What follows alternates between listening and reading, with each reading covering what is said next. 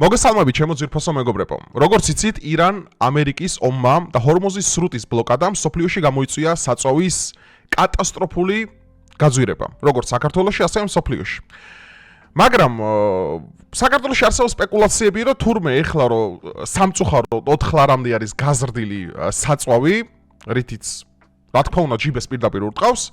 თურმე ეს არის ბრალი ჩვენი საქართველოს, რომ ჩვენ თვითონ გავაძვირეთ ეს ფასები და ხელოვნურად არის გაბერილი ეს ყველაფერი. მაგრამ მე ამ ყველაფერზე მაქვს ძალიან საინტერესო პასუხი, სადაც მე ხელოვნურ ინტელექტს გამოვიყენებ, მაგრამ სანამ ხელოვნურ ინტელექტამდე ჩვენ გადავიდოდით და ამ ყველაფერს ჩვენ დავაჯამებდით და ანალიზს გავუკეთებდით, მანამდე მოვისმინოთ ახალი ქართული პოლიტიკური გაერთიანების აზრი ამ ყველაფერთან დაკავშირებით და ბუნებრივია ჩემ სტილში სარკასტულად და თან როგორც ყოველთვის სიმართლე ყველაფერში ურევია, განვიხილოთ ეს ყველაფერი ასე რომ დალაიქეთ ვიდეო, გამოიწერეთ არხი, გაუზიარეთ ეს ვიდეო მეგობრებს და დავიწყოთ. რატომ გაძვირდა ბენზინი? ისევ გაძვირდა და ავიდა 4 ლარამდე, ამასობაში გაძვირდა დენიც და ძვირდება სუპერმარკეტში პროდუქტებიც. ის გავიგეთ რომ გარშემო ომია და ეს გარშემო ომია და იმიტომ ძვირდება ყველაფერი ბიძი. ოკეი? მიმი გააკეთეთ, მეც მიმებს გავაკეთებ ახლა. იმიტომ ძვირდება ყველაფერი. მაგრამ მაინც უმარტივესად შეიძლება რომ ბენზინი გაიაფთეს 50 თეთრი. 50 თეთრის გაიაფება, აქ იგულისხმება აქციზის გადასახდელი. ამაზეც მივალთ ყველაფერს ახსენ დეტალურად, ან წამყვანი ქვეყნის მაგალითებზე, ასე რომ მოვისმინოთ ახლა რა. საერთოდ პოპულიზმი არის ძალიან საინტერესო რამე, უნდა მოვისმინო ბოლომდე. ემოციებით არასდროს ავარდეთ, მოვისმინოთ ბოლომდე. და სუპერმარკეტში ფასები რამდენიმე ლარით. ჩვენ ვიცით თუ როგორ უნდა მოხდეს ეს და ამისკენ გზა არის ზე აქციზის გაუქმება. ანუ ამ ადამიანმა თურმე იცის როგორ უნდა გაიაფთეს ბენზინი იმის პარალელურად, როდესაც შეერთებულ შტატებშიც გაზრდილია ბენზინა. დღემდე თვით მარკო რუბიომ, დონალდ ტრამპმა და ამერიკის ადმინისტრაციამ ამჟამინდელმა მთავრობამ არ იცის როგორ გაიაფოს და აგერ გამოვიდა გუშინ და ირანს შეუთვალა ესეთი რამე, ან ჰორმუზის სრუტეს ბოლო-ბოლო გახსნა კიდე ჯოჯოხეთს მოგიწყობთ. მაგრამ მაინც ბოლომდე მოვისმინოთ და შევატაროთ რეალურია თუ არა ეს ყველაფერი, რატო? არ ვიჩხუბოთ შენ. არავინ მოგატყუოთ რომ ერთმანეთთან რამე კავშირი აქვს ირანში ომს და იმას რომ აქ ბენზინი არის მინიმუმ 50 თეთრი ძვირი. კაი, არავინ მოგატყუოთო, ხო? ხო თქო, არავინ მოგატყუოთო. გადავიდეთ ახლა, აბა. მეგობრებო. ChatGPT. მოვისმინოთ ერთად, იქნება ChatGPT-ს გვატყუებს. კავშირშია თუ არა ბენზინის გაძვირება სოფლიოში ირანის მიერ ჰორმუზის სრუტის შაკეტვასთან და ამერიკის ომთან. ბატონმა ვარდენმა გითხრა ესეთი რამე, რომ არავინ მოგატყუოთო. ChatGPT გვატყუებს გონ. კი, პირდაპირ კავშირშია დღეს ბენზინის და საერთოდ საწვავის გაძვირების ერთ-ერთი მთავარი მიზეზი სწორედ ირანის ომი და ჰორმუზის სრუტის შეფერხება. Imagine in Iran that instead of spending their wealth, billions of dollars supporting terrorists or weapons, had spent that money helping the people of Iran, you'd have a much different country.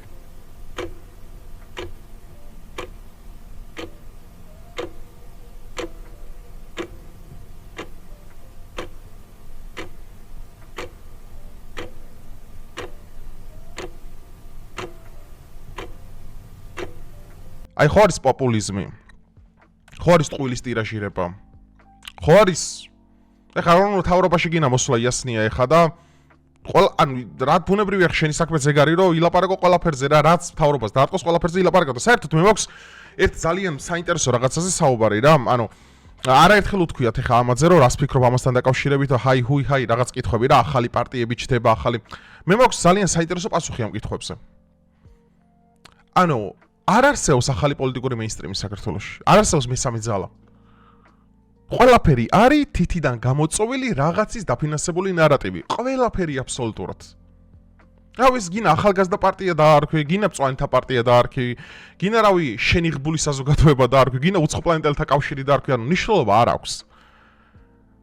ანუ როდესაც ადამიანი იმას ამბობ, რომ გაატყუებთ ის, ვინც გეუბნებათ, რომ საწვავის გაძვირება კავშირშია პირდაპირ ირან ამერიკის ომთანო და როდესაც ხელოვნური ინტელექტი მათ ყველაფერს მეუნება, ყველაზე მედასავლელთან, ანუ ChatGPT-ს რატო ვიყენებ ჩემ ვიდეოებში? იმიტომ რომ არის ყველაზე ვოუქი ხელოვნური ინტელექტი. ეხლა გროკი რო აქ მე გამოვიყენო და Gemini და ჰაი-ჰუი, ანუ უფრო მეტად ბრუტალური იქნება, მაგრამ არ მინდა რომ უფრო მეტად ბრუტალური იყო, ამიტომ ფაქტი გიდევთ. კი, კავშირშია დღეს ბენზინის და საერთოდ საწვავის გაძვირება, რატომ? ხო?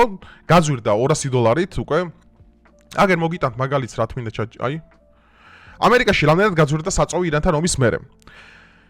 ომის დაწყებამდე, ანუ 2026 წლის თებერვლის ბოლოს დაახლოებით იყო $2.09 და 9 და ანუ განახლებით ეს გალონებში ითვლება, როგორც მოგეხსენებათ, ეხლა ეს ყველაფერი აქ არ არის მაგალითად ლიტრები და ომის შემდეგ გახდა $3 და 7 და $4-მდე ავიდა თითქმის, ანუ ეს თვითონ იმის დაახლოებით როგორც საქართველოში. ეხლა მეორე ვარიანტი, არგუმენტი ბატონ ვარდეს ესეთი ქონდა, რომ ანუ აქციზის გადასახდეს მოხდით, ანუ ეხ დღეს თუ არის მაგალითად გალში 4 ლარი, ხო, ის არის სუპერი. ამ შემთხვევაში შეგვიძლია ჩვენ სიტყვაზე გავაკეთოთ ისე, რომ მაგალითად, რავი, აქციზი გავაუქმოთ, ხო იყო ამ ბატონმა ხო ბძანა ესეთი რაღაც. მე საერთოდ მოუწოდებ ყველა ადამიანს და მათ შორის ახალგაზრდას მოუწოდებ, წამყვან ქვეყნებს დაემსგავსეთ ბევრ რაღაცაში. და რას ნიშნავს ახლა ეს ყველაფერი განახებთ. არის თუ არა აქციზის გადასახდელი ამერიკაში? კი, ამერიკაში ბენზინზე აქციზის გადასახადი ნამდვილად არსებობს. როგორ არის მოწყობილი ამერიკაში? ფედერალური აქციზი დაახლოებით 18.4 ცენტრი თითო გალონზე, მოქმედებს მთელ ქვეყანაში ერთნაირად და შტატის აქციზი თითო შტატ აქვს საშუალოდ 20-40 ცენტი გალონზე. ზოგი შტატში უფრო მაღალია, კალიფორნიაში, იმიტომ რომ სხვანაირი კვოტები აქვს. ხალხო, მოდი დავაგოიმებინებთ თავს. ანუ მე მესმის რომ ყველას გვირტყავს, მეც გარჩეი მანქანა არ დადის ჰაერზე. დარს ელექტრომანქანა არ ყავს რომ მეც მეხება და ძალიან ბევრი ადამიანს გვეხება. და დღეს სოფლიოში რომ მიდის ესეთი, ანუ პირდაპირ ენერგო ობიექტებზე თავდასხმები, ნავთობ გადამამუშავებელ პუნქტებზე. ანუ ბრძოლა მიდის ჰეგემონია, ანუ ვინ ჩაიგდებს ამ ყველაფერს ხელში. ჰორმუზის სრუტე არის ბლოკირებული. ტანკერი ვერ გადის, აგერ გუშინ გაიარა 4-5-მა ჩინეთის დროშის ქვეშ ცურავმა, იმან რა ქვია, ტანკერმა მხოლოდ მეტი არავის. ანუ ამერიკა და მისი მოკავშირეები საერთოდ ვერ გაივლიან და აგერ ამერიკის ტექნიკურ მოკავშირეებს, ნატოს წევრ ქვეყნებს საერთოდ ამ ოპერაციაში ჩართვა არ უნდათ. ანუ უბრალოდ ვერ ხვდები, ანუ ხალხო, იცით რა არის? პოპულიზმი მესმის, კაცო, ბაზარი არა, პოლიტიკა ახლოს დგას, ხო? რაღაც შეიძლება გამოხვიდე რაღაც გროტესკული გადახოვებით ილაპარაკო რაღაცებზე, შეიძლება მიმართო პაციფიზმს, რავი, ჰუმანიზმს, პოპულიზმს, რავი, ძალიან ბევრი მარკეტინგული ხრიკით შეიძლება გამოიყენო, მაგრამ იმას რომ ემაჯერებ, ბენზინი ისევ გაძვირდა და ავიდა ჩემო ძვირფასო, მომისმინე, იმას რომ ემაჯერებ, რო ხარ ნეიტრალური. ეს ასე არ არის რეალურად, ხო? არ არის რეალურად, ეხა არამედ უნდა აღიაროს საერთოდ ყველაფერი. ანუ უფრო მეტი პატივისცემა გექნება საზოგადოებისგან. ანუ მესმის, აი როგორ იქნება საქართველოს ახალი პარტიები, იცით? აი გამოვლენ პირველი, ეხა რო ახეთ NGO-მა ხო შეწყვიტეს, ეხა დაფინანსება საკუთარი სექტორების. ანუ ფულს, ანუ იმბეცილები არიან ბუნებრივად და მაგაში ფული ეხა ისინიც მიხვდნენ, ვოუქებიც მიხვდნენ, ვისაძლებდნენ, ხო? ფულს. ეხა გარვინე ახალგაზრდა პარტიებზე. ახალგაზრდა პარტიებზე, რომელიც არის ახალი ხმა ქვეყნის და ამ დროს მათი საახლობლო, მათი სანათესაო ყოფილი ნაციონალური მოძრაობის წევრები, მედასავლელეები და მთელი ის არის, ხო, ეხლა რა თქმა უნდა მიყვება ამ ყველაფერს. ანუ ბუნებაში და ზოგადად სამყაროში არსებობს კანონი. ძალიან საინტერესო რამ, რომ შესაკრებთა გადანაცვლებით ჯამი არ იცვლება. ანუ შენ ეხა რავი, ტრაილერივით ყოფი ღიპიანი ის რა ქვია, ადამიანის სახით მომევლინები, როგორც ყოფილი მაღალჩინოსანი, რომელსაც ხელი სისხლში ქონდა თუ ახალგაზრდა ხარ და მის სიმღერას მღერი ხარ უბრალოდ და მის არფაზე უკრავ. ანუ არსებითად არაფერი იცვლება. აი თუ ძალიან ხშირად შემიჩნევია, მათ შორის ამათაც უსმენ ხოლმე, ხვდება ხოლმე რენდომად ეხა TikTok-ზე და უსმენ რა ეხა რა. ხო, ყველა ადამიანს უნდა მოусმინო, მე მაქვს მაგის შეგნება, რომ ყველას უსმენ ზოგადად. არ შეიძლება რა პირდაპირ არ უნდა გადახვიდე აგრესიაზე, უნდა მოისმინო ყოველთვის. და უნდა იყოს ადეკვატური. აი, ცდილობენ რა ქნან, რომ იქნება არ გამოუჩდეთ, მიკერძოებული იქნება არ გამოუჩდეთ, რაღაცა გავაკეთოთ, რომ იქნება საზოგადოება სხვანაირად შევა, მაინც იგივე რა, მაინც. კოცები, ბიძინა. აი ეს. ამით რეალურად არაფერი არ იცვლება. არ ვიცი, ჩემი გამოწერები მიგზავნე ხოლმე ამაზე ვიდეოებს, უყურებდი ხოლმე, ხო, რავი, მე მგონი იმედის იმაში დაიბარეს დებატებზე. ხო, არ ვიცი რა, ეხლა ზუსტად ვერ მე მგონი დაიბარა იმედმა, არ ვიცი. რომ დებატებზე მოდიოდა, ამას უთქვია, რომ სანქცირებულ მედიაში არ ვივლიო თუ ხო, სანქცირებულ მედიაში არ ვივლიო რა, ანუ ძალიან სასაცილო მიზეზი იყო ეგ, ანუ რა მნიშვნელობა აქვს, როდესაც რავი პოლიტიკური ფიგურა ხარ, ხა მე პოლიტიკური ფიგურა არ ვარ ეხლა. მე ვარ იუთუბერი, რავი ვერთობი რა. ხალხს სიმართლეს ვაწვდი სარკასტულად, ირონიულად და ამ ყველაფერში სიმართლე დევს და ხალხი ხვდება ამ ყველაფერს. მაგრამ პოლიტიკური ფიგურა, პოლიტიკური პარტიის წარმომადგენელი ხო ხარ? რავი, პოლიტიკური პარტია გაქვს. ეხლა მე არ მაქვს არანაირი პოლიტიკური პარტია საერთოდ. რავი, ხა მე რო პოლიტიკური პარტიას წარმოვადგენდე და რომ დამიბაროს იმ რავი, მედია იქნება თუ საშუალება, რომელსაც მე ვებრძვი საინფორმაციო ომში, ხო, რავი, სასიამოვნო იქნება. რაივალი იქნება, რავი, კომპეტიშენი იქნება. რა მნიშვნელობა აქვს სანქციებს? შენ უფრო მაგარი ტიპი არ ხარ სანქცირებულში რომ მიხვალ და იქ იფრენ? უფრო არ შეუყვარდები ხალხს? რა ვიცი, არ ვიცი უბრალოდ რა, ხა პერსონალურად არავის არ ვეხები, ხა არც ამ ტიპს არ ვეხები არანაირად პერსონალურად, ხა პერსონალურად რა მაქვს, ხო, ეთლის ადამიანად რავი ლაპარაკობს ხა რა, ბევრად უარესები არიან ხა სხვები, რომლებიც გამაღიზიანებლები არიან ტოტალურად, ძალიან გამაღიზიანებლები და მიყვარს ხოლმე ეს თრამებზე ჩაჭერა, მაგრამ ხა ამას ვერ ჩავაჭერ, იმიტომ რომ ხო, პოპულიზმს აფრქვევს რაღაცებს ამბობს, რაღაცა მისია აქვს, რომელსაც აკეთებს ბუნებრივია, თავისი, რავი, ბაბლი ყავს შემოკრეფილი, მესმის, ოკეი? მაგრამ ჩემთვის ინტელექტუალურად არაგულწრფელია, როდესაც პოლიტიკაში ხარ, პოლიტიკაში გინდა, გიბარებენ მედიაში და იქ არ მიდიხარ, იმის გამო სანქცირებულიაო და ეს ჩემთვის ინტელექტუალურად არაგულწრფელი რამ არის. ნუ ეხა ცალკე არის ნანუ ნახეთ როგორი თემა არის, ადამიანი ნახე სიმართლეს ლაპარაკობს, ხო? ეს მაგრა იციან ხოლმე. აი, ბიჭო, აგერ მაგ საათი, ეს საათი რო გაფუჭდება დღეში ორჯერ ანახებს ზუსტ დროს. ეგერე სიმართლე შეიძლება წამოწდეს, სატანასაც შეიძლება წამოწდეს რაღაცა და იმანაც შეიძლება გააშოროს. ეს სიმართლე ბრატ ვიღაცამ თქვა, კონცეფციურად უნდა შეხედოთ ხალხო. სუბლიმაციურად უნდა შეხედოთ ყველაფერს. ბოდიშით სუბსტანციურად უნდა შეხედოთ ამ ყველაფერს. სუბსტანციურად უნდა გაშიფროთ ადამიანი რა არის რეალურად. მეც არ უნდა მენდოთ მათ შორის ბევრ რაღაცაში, მეც არ უნდა მენდოთ ეგრე კაის რო ვამბობ. უნდა ზოგად მიმოხილვაში აღმიქვათ. ვარ თუ არა მორწმუნე, ვემსახურები რეალურად თუ არა ჩემი ქვეყნის ინტერესს. ძალიან ბევრი ეს პრინციპი არის, ის ადამიანი უნდა გაშიფროთ თქვენ. ეს მარტო კაი რაღაცა თქვა და ზოგს რეალი ევასება, ზოგს City და United, ეს სხვადასხვა თემა არის. კაი რაღაცას ყველა იტყვის თელ პლანეტაზე. მაგრამ შენ უნდა გაშიფრო ადამიანი ფუნდამენტურად. ეს ებრაელებს ძალიან კაი მიდგომა აქვს, რომ ადამიანი უნდა წაიკითხო, კლესობიდან, ვიგოდნიკობიდან უნდა პირველი როცა გელაპარაკება, რა მოტივია მოძრავებს, მაგას უნდა ხვდებოდე. და ძალიან კარგად ვისწავლე ებრაელებისგან. ძალიან კარგად ადამიანებს ძალიან მარტივად შიფრობ. ეხლა ნახეთ, მე 2 წელია ვამბობ, რომ ქართული ოცნების ხარდამჭერი ვარ. მე ნეიტრალური როდესაც ქართულ პოლიტიკურ ესტაბლიშმენტს ეხება, ეხლა იმის გარდა, რავი, არის მომენტები ის მევასება, ძალიან ბევრი ფიგურა მევასება სოფლიო პოლიტიკაში ზოგადად. ძალიან ბევრი, რავი, შეიძლება ტრამპიც მევასება და ეხლა ვაჯვაო. მე შეიძლება ისე ვარ, რატო? იმიტომ რომ ტრამპს აქვს იმხელა რესურსი, რომ მე შეიძლება შეცდომაში ყოველ ჯერზე შემიყვანოს. რატო? იმიტომ რომ მომწონს ტრამპის საშინაო პოლიტიკა, მაგრამ არ მომწონს საგარეო პოლიტიკა. ერთში დავაჯვავ, ერთში შევაქებ. რავი, ხა თუ რობოტი და ზომბი ხარ ადამიანი, ყველაფერი შეგიძლია გიყვარდეს. ზოგადად ესე ვარ განწყობილი, რომ როდესაც პოლიტიკურ აზრს ეხება, მიკერძოვებული ხარ ადამიანი ყოველთვის. ყველა ადამიანს ეს ახასიათებს. დედამიწის ზურგზე არ არსებობს მიუკერძოვებელი ადამიანი. არ არსებობს. ებრაელებმა შექმნეს AIPAC ლობი ამერიკაში იმისათვის, რომ ლეგალურად ყოფილიყო დაფინანსება მათი სენატორების, ვინც მომავალში ამერიკის პოლიტიკაში მოვიდონ. AIPAC ლობი ქვია, შეგიძლიათ გადამოთ ლეგალურად იხდიან ფულს იმაში, რომ შენ რომ მოხვალ, მე ისრაელის პოლიტიკა გაატარო და ისრაელს გამოუყო დიდი სამხედრო დახმარებები და ბევრი რამე, რაც მაგ ქვეყანას ჭირდება. ეს ვითომ ნეიტრალური რო ხარ და რო არ გამოგდის და შიგევროპოლს რო ურტყავთ, არ არის უბრალოდ ხალხი არ აღიქოს რეალურად მე გინარგინა useless, გამოუყენებელი ადამიანის ბაბლში ჩიტები ხვდებით, რომელსაც არანაირი პერსპექტივა არ გააჩნია საერთოდ. შენ გინარგინა შიგევროპელთან გახარ. შენ შეიძლება გეი არ, ეხლა მე არ ვამბობ, რომ ეს ტიპი არის ნორმალური, ხა რო შეხედო ილაპარაკო, ხო ნორმალური არის, ხო ისეთი გამაღიზიანებელი არა, ბევრად უარესად გამაღიზიანებლები არიან, სხვები, ვისაც მართლა მაგრა ვაჯავ ხოლმე. მაგრამ ეს ტიპი, რომელსაც უნდა რომ ვითომ იყოს ობიექტური და მაინც რო ვერ არის ობიექტური. კოცი არ ევასება რა, ოპოზიცია კი აკრიტიკებს თვითონ რომ ვითომ იმასაც შეღოს, მაგრამ მაინც რო არ გამოდის, იმენა რო კოცები არ ევასება, ხო? ამას ხო ხალხი წვავს, რა, ვისაც ტვინი აქვს თავში, ყველა წვავთ ხო ამ ყველაფერს.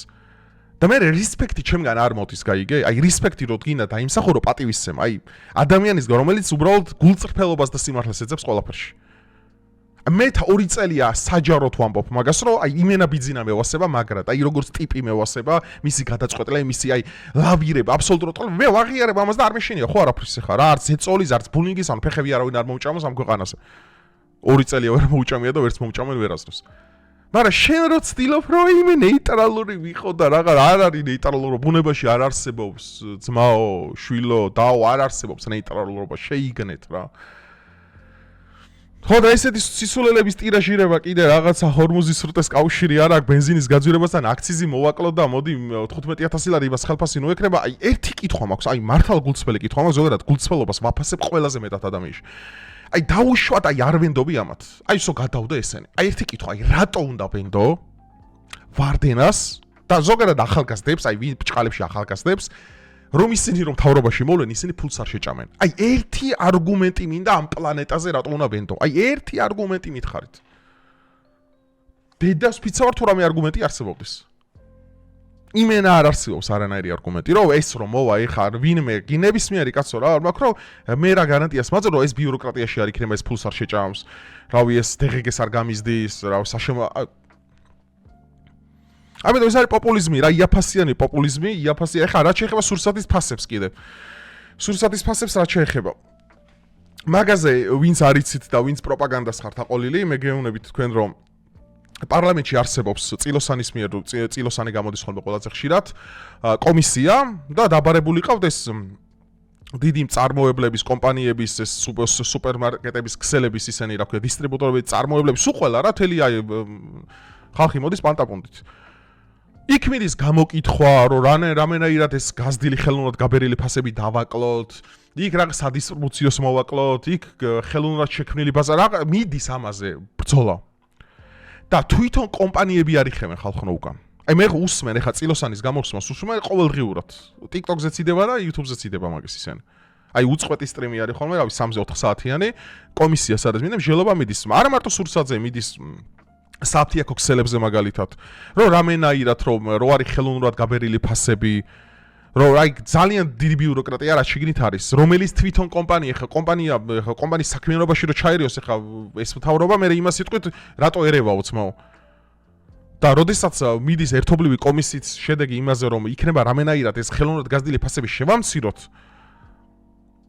ფასნამატები რო არსებობს მაგალითად ხო არ კომპანიები არ აკლებენ არაფერს ზმაო ფულს არ მე ჩემი თვალით უსმენ რა გარეწარები არიან იმ კომპანიის წარმომადგენლები რომლებიც ამ ყველაფერს საერთოდ ყურს არ იბერტყავენ takit ბრაზდებიან კიდე რომ სახელმწიფო რატო უნდა რომ ფასები დაუწიოთო თვითონ ბრაზდებიან ამიტომ რო ვიცი რომ ამ ქვეყანაში აი ამდენი გარეწარია კომპანიები მათ შორის რავი მეწარმეები ძალიან ბევრი რავი ძმა მეტი რა დამრჩენია ცდილობს ხო ეს თავრობა რავი ხა ყობახიძესა დაესციზმა რა ესე გამოვიდევ ხა და იმ საკვე პროდუქტებზე ფასები შევამციროთო და დაუწყებ და ამაც ხა ამხელა აუტკივარ თავს აიტყიებდა აი ამხელა აუტკივარ თავს დაიწყო ხო ადამიანმა ცდელობა რაღაცები ბოლომდე იმიტომ ვერ მიდისო თვითონ წარმოებლები არ იბერტყავენ ყურს დისტრიბუტორები არ იბერტყავენ ყურს იმენა უნდათ რომ იყოს ზვირი იმიტომ რომ უფრო მეტი დიდი მოგება უნდათ რომ კონდეთ ძალიან ბევრი კომპანია ეგეთი სასურსათო ქსელები საქართველოში, რომელიც გადიან 30-40 მილიონიან მოგებაზე, შეუძლიათ რომ 2 მილიონი და 3 მილიონი ტრაკლები იყოს, მაგრამ იმენა არ აკეთებენ მათ ყველაფერს, იმიტომ რომ არიან პროჭები, რა პირდაპირ აი ესე, რავი, ყოველგვარი მორიდების garaშე რო ვთქვა.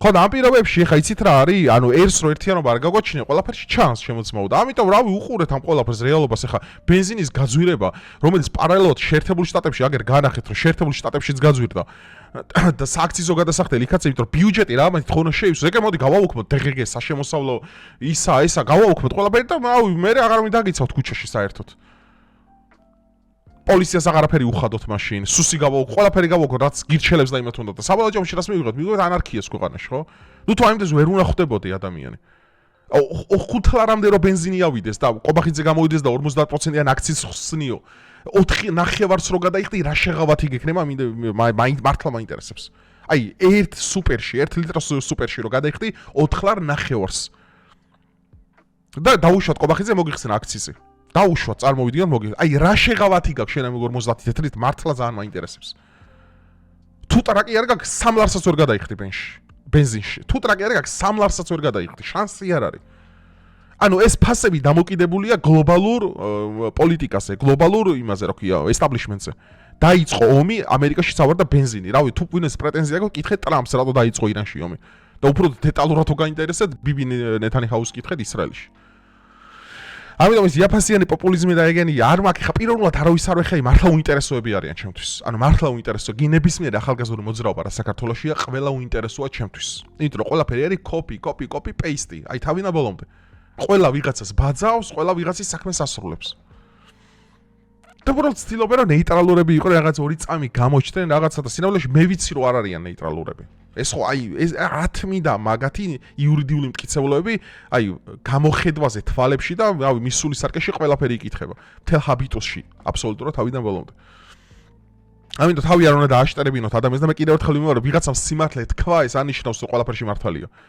ადამიანი შეაფასეთ სუბსტანციურად ყოველთვის. სუბსტანციურად, შინაგანად, რავი, ისწავლეთ ბევრი რამე, ადამიანის ცნობა და როგორ იკითხება.